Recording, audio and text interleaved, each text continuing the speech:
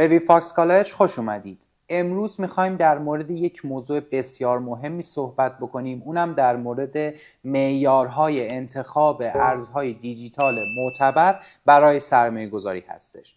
امروز میخوایم یه سری جزئیاتی رو با هم بررسی بکنیم، ببینیم که چجور میشه یک ارز معتبری رو انتخاب کرد و خب حالا توش سرمایه گذاری کرد یا حالا توی معاملات فیوچرز ازش استفاده کرد.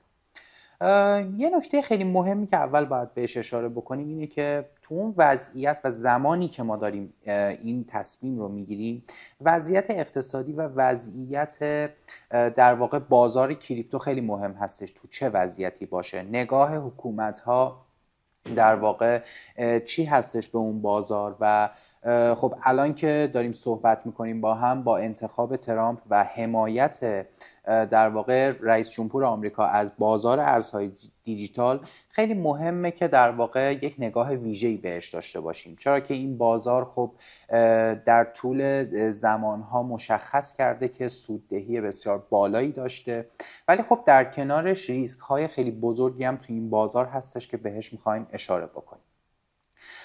خب اگه با من همراه باشیم، میخوام تو صفحه یه سری جزئیاتی رو با هم صحبت بکنیم که بیشتر در مورد این موضوع آشنا بشیم.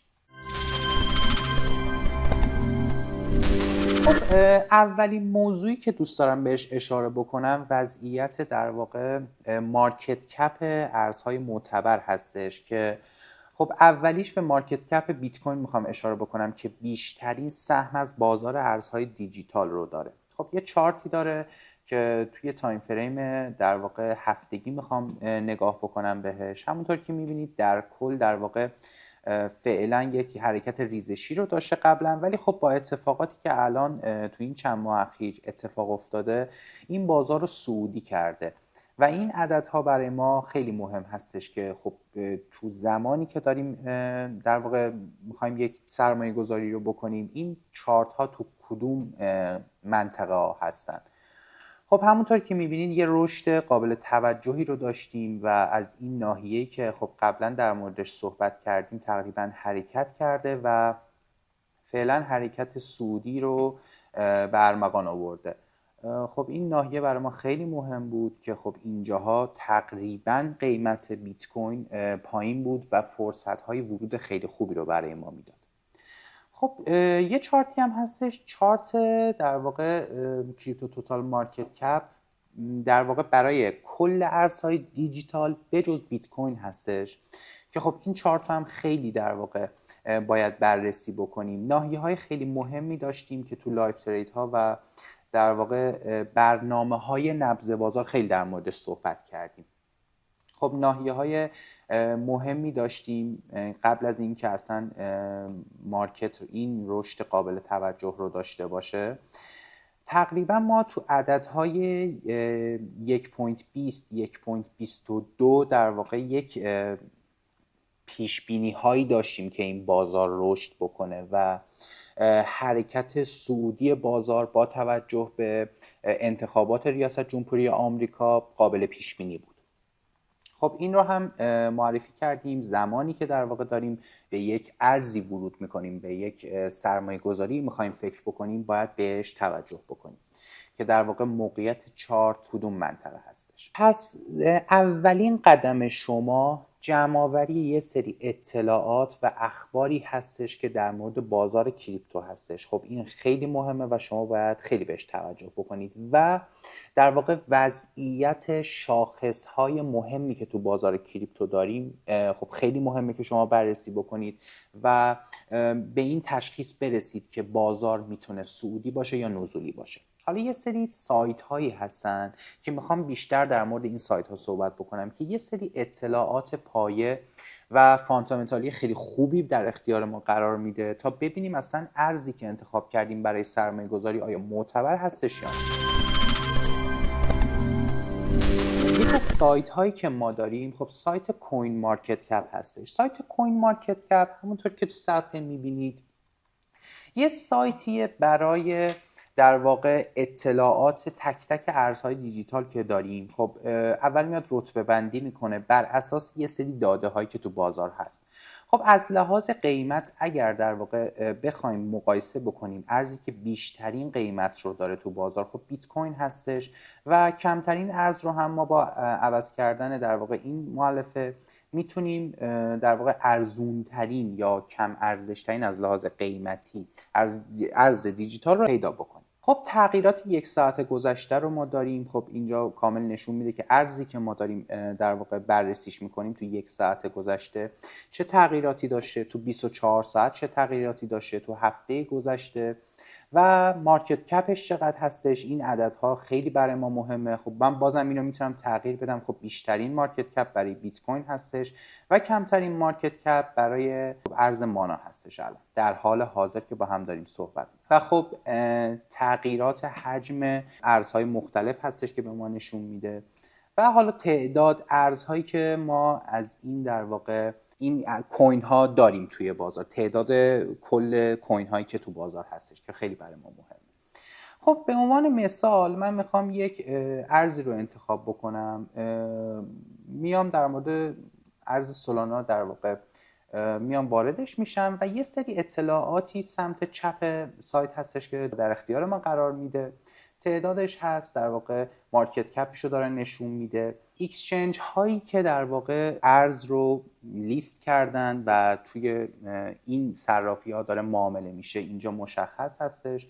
خب بایننس، بای بیت و حالا ارزهای دیگه‌ای که صرافی های دیگه‌ای که در واقع این ارز رو لیست کردن. خب این داده خیلی برای ما مهمه.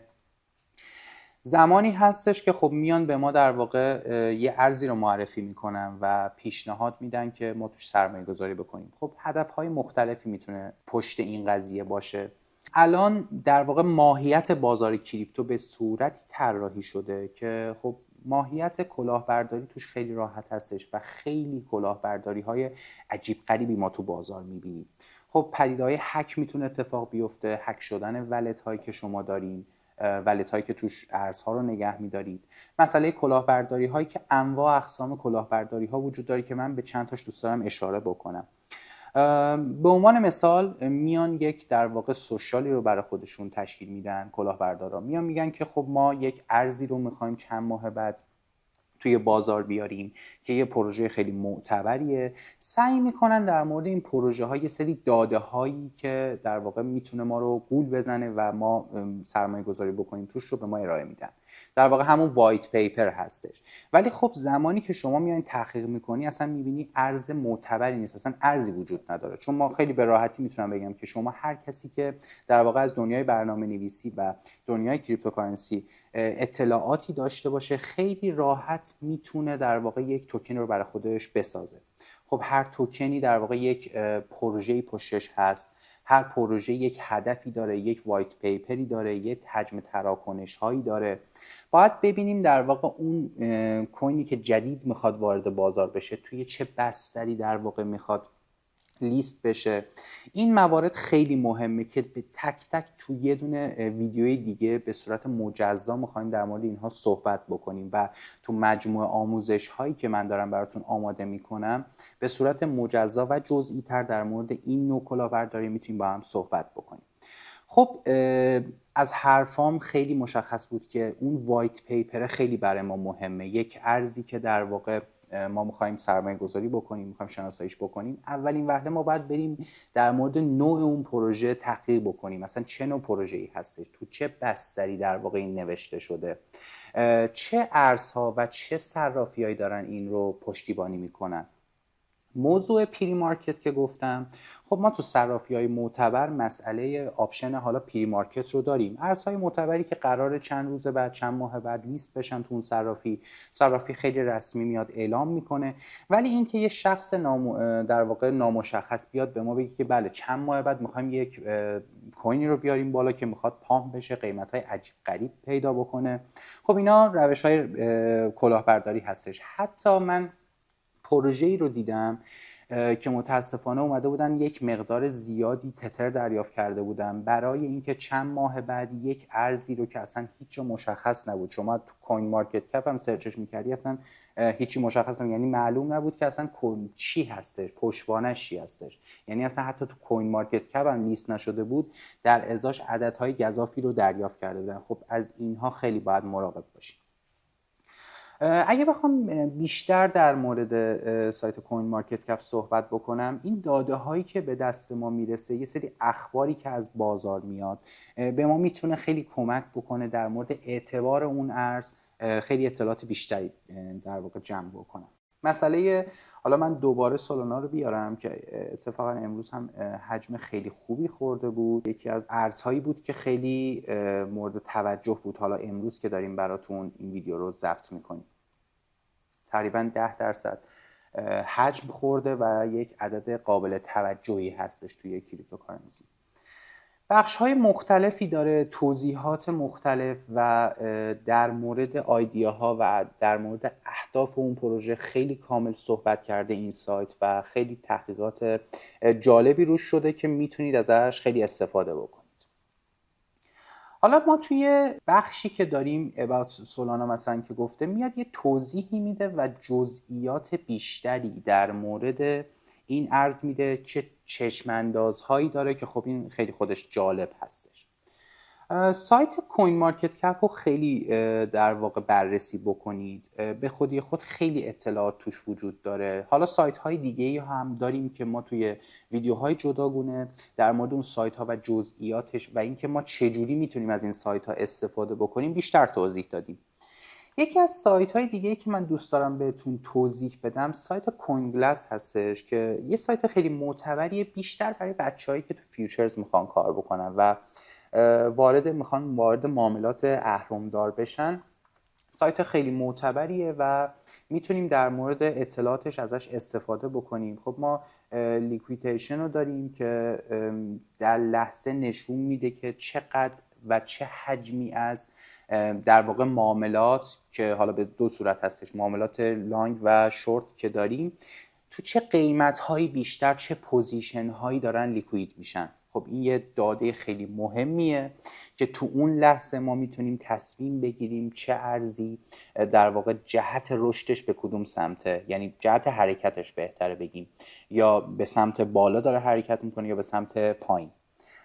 و همونطور که اولش گفتم این سایت بیشتر برای معاملات فیوچرز هستش و به درد معاملات اثبات خیلی نمیخوره. البته یه بخش هایی داره که یه سری اطلاعاتی داره که برای بخش اثبات هم در نظر گرفته شده. ما در واقع یه بخشی رو داریم که در لحظه میتونیم دیتاهای خیلی زیادی رو بگیریم که خب تو لحظه معاملات شورت چند درصدشون دارن لیکوید میشن، تو چه قیمتایی. خب اینا رو بیشتر بررسی میکنیم چون ما مجموعه آموزشی که داریم درست میکنیم دیتاهای خیلی زیادی داره و جزئیاتش باید بیشتر بررسی بشه. به عنوان توصیه آخر تو این ویدیو خیلی دوست دارم که دوباره اشاره بکنم به همون پروژه های بیشتر کلاهبرداری که خیلی مهمه و خیلی باید بهش توجه بکنیم. وقتی ما این همه ابزار داریم خیلی مهمه که در واقع خیلی هوشمندانه عمل بکنیم. بازار یکی از جذابترین بازارها هستش و سودهایی که قبلا تجربه شده توسط دیگران یا حالا ارزهای دیگه میتونه یه جذابیت و یه هیجان خاصی تو ما ایجاد بکنه به هدف اینکه ما سرمایه اندکی که داریم بیایم رشد قابل توجهی بهش بدیم و همه اینها از در واقع تجربه و تحقیق‌های زیاد به دست میاد. نه اینکه حالا ما قبلا بله ما تو گذشته یه سری مثال‌هایی داشتیم مثل شیبا، مثل ارز همین پپه که چند روز قبل در واقع یه رشد قابل توجهی داشت.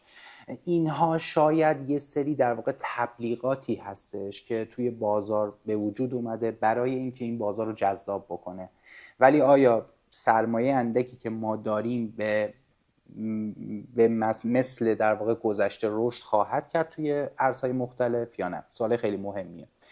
تو ویدیوهای بعدی بیشتر در مورد این موضوع صحبت کردیم. بس با ما همراه باشین. امیدوارم که در واقع با یک هوشمندی بیشتر، با یک اطلاعات بیشتر به بازار نگاه کنیم و سال 2025 سالی باشه که در واقع با آگاهی بیشتری تو بازارهای مالی فعالیت بکنیم. پرسود باشید.